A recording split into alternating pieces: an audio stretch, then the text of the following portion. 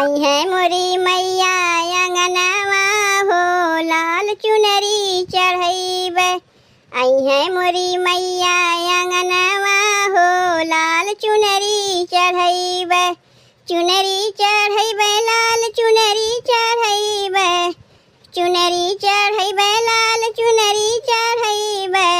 चूड़िया बिदिया और कंगनवा हो लाल चुनरी चढ़ैबै। चूड़िया बिदिया और कंगनवा हो लाल चुनरी चढ़ैबै। आई है मोरी मैया अंगनवा हो लाल चुनरी चढ़ैबै। आई है मोरी मैया अंगनवा हो लाल चुनरी चढ़ैबै। मलनी से अड़हुल के फूल मंगवैबै। गैया के गोबरा से बेदिया लिपैबै।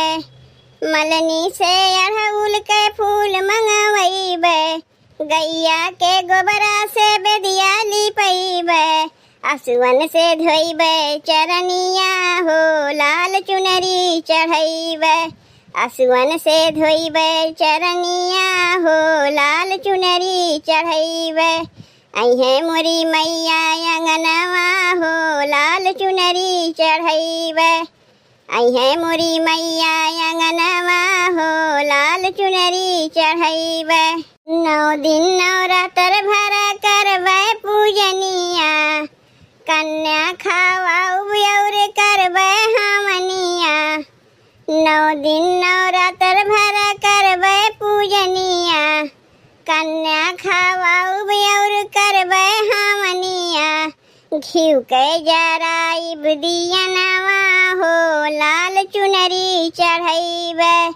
घिउ के जराइब दियनवा हो लाल चुनरी चढ़ैबै।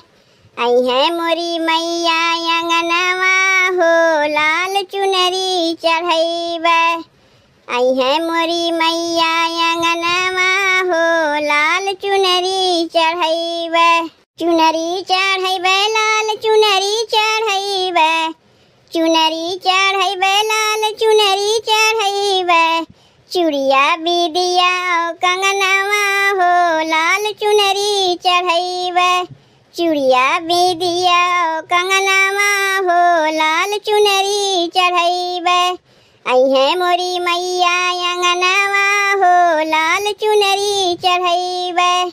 आई है मोरी मैया अंगनवा हो लाल चुनरी चढ़ैबै। तब भैया बहनी देवी गीत कैसन लाग? अगर अच्छा लाग होई तो वीडियो को लाइक और चैनलवा सब्सक्राइब कर दियो भैया बहनी।